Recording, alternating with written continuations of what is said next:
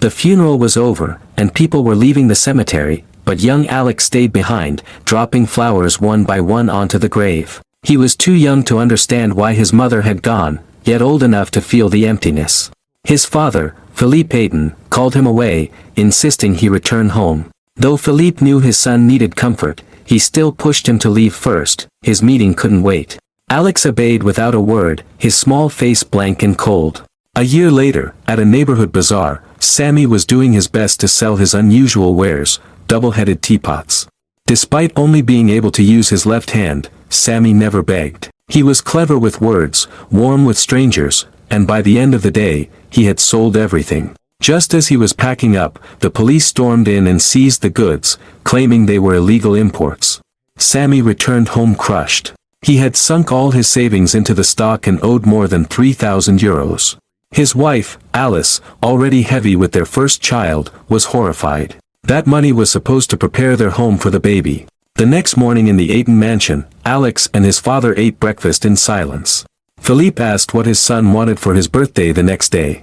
Alex simply said, nothing. Since losing his mother, he no longer smiled, no longer cared about toys, games, or friends. Meanwhile, Sammy searched for work. At a job center, he accepted a position as a mall security guard. His first shift was uneventful until the following morning when Philippe rented out the entire mall as a birthday surprise for Alex.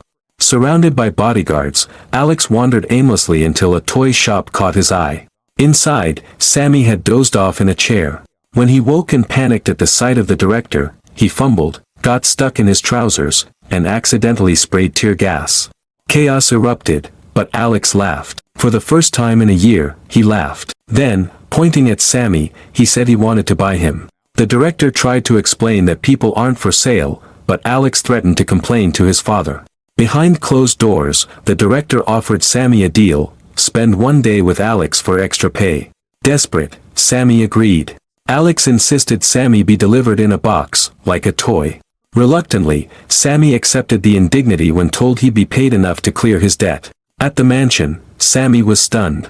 Automatic doors, endless toys, holographic skies, and a private arcade made the place feel like a different world. Alex dragged him from game to game, sulking when he lost but never letting go of his interest. For once, Philippe noticed his son was animated. After dinner that night, Philippe quietly asked Sammy to stay longer. Sammy resisted. He was a man, not an object, but when Philippe offered 14,000 euros a week, Sammy accepted, for Alice and the baby. Days passed. Sammy became part of Alex's routine, filming videos, playing games, and even witnessing Philippe's bizarre art collection. One night, Sammy dared to tell Philippe that his hugs looked lifeless.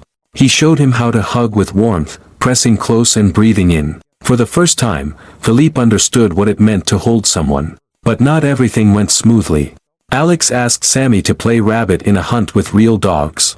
Humiliated, bitten, and angry, Sammy burst out that Alex was spoiled and no wonder he had no friends.